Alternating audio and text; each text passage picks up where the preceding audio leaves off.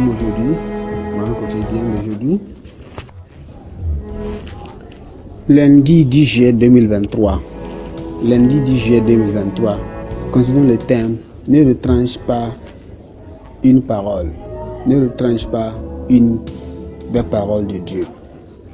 Ne retranche pas dans la parole de Dieu.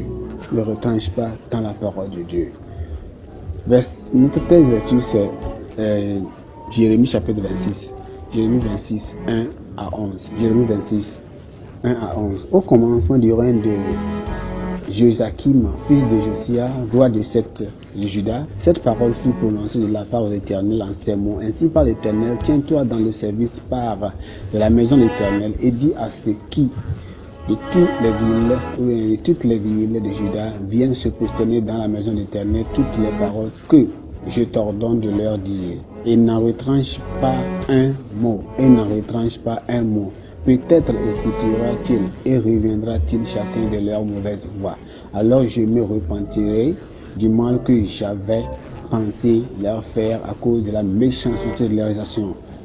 Tu leur diras ainsi par l'Éternel, si vous ne m'écoutez pas quand je vous ordonne de suivre ma loi et que j'ai mise devant vous, d'écouter la parole de mes serviteurs, les prophètes que je vous envoie et que je vous ai envoyé dès le matin et que vous n'avez pas écouté. Dès alors je traiterai cette maison comme Silo et je ferai de cette ville un objet de malédiction pour toute la nation de la terre. Les sacrificateurs et les prophètes et tout le peuple entendit Jérémie prononcer sa parole dans la maison de l'Éternel. Et quand Jérémie achevait de le dire, tout ce que l'Éternel lui avait ordonné de dire à tout le peuple, les sacrificateurs, prophètes et tout le peuple se saisirent de lui en disant, tu mourras, pourquoi prophétises-tu au nom de l'Éternel en disant, cette maison sera comme Silo et cette ville sera dévastée, privée d'habitants. Tout le peuple s'attroupa autour de Jérémie dans la maison de l'Éternel. Lorsque les chefs de Juda eurent appris de ces choses, ils montèrent de la maison du roi à la maison de l'Éternel et s'assirent à l'entrée de la porte neuve de la maison de l'Éternel. Alors les sacrificateurs et les prophètes parlèrent ainsi aux chefs et à tout le peuple. Cet homme mérite la mort, car il a prophétisé contre cette ville, comme vous l'avez entendu de vos oreilles. Vous avez entendu de vos oreilles. Amen. Le verset clé, c'est le verset 2. Il dit, ainsi par l'Éternel, tiens-toi dans le parvis de la maison de l'Éternel et dis à ceux qui, de toutes les villes de Juda, viennent se prosterner devant la maison de l'Éternel et toutes les paroles que je te donne, de leur dire, n'en retranche pas un mot.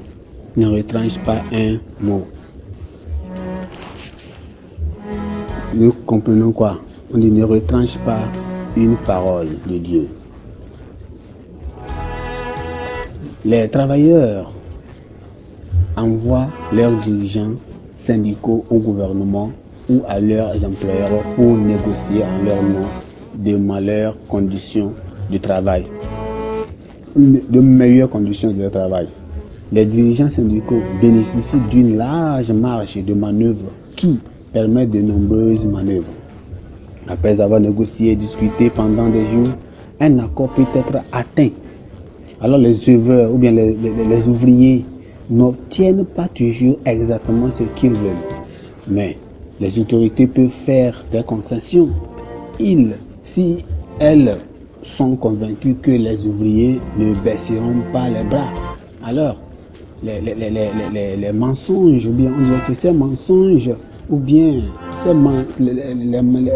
doit savoir que les messagers de Dieu ne doivent pas édulcorer son message lorsqu'il les envoie prêcher à des gens égarés. Alors, la parole de Dieu ne doit pas être négociée.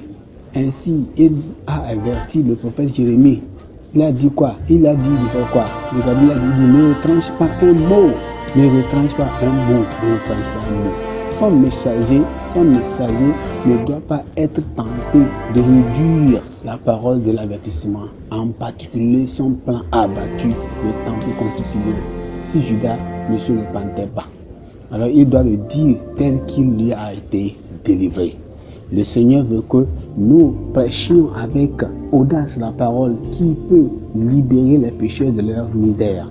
Il ne veut pas que nous reculons devant eux, bien qu'une condamnation à mort ait été prononcée contre Jérémie après avoir obéi au Seigneur. Dieu s'est manifesté en sa faveur et a empêché son exécution afin de prouver qu'il défendrait également ceux qui défendraient sa parole. Alors, les paroles de Dieu ne doivent jamais essayer de...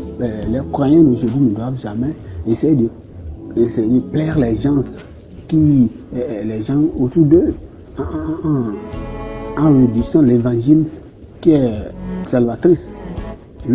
Alors, nous devons aujourd'hui implorer le courage du Saint-Esprit pour ne prêcher que quoi? La vérité de l'évangile.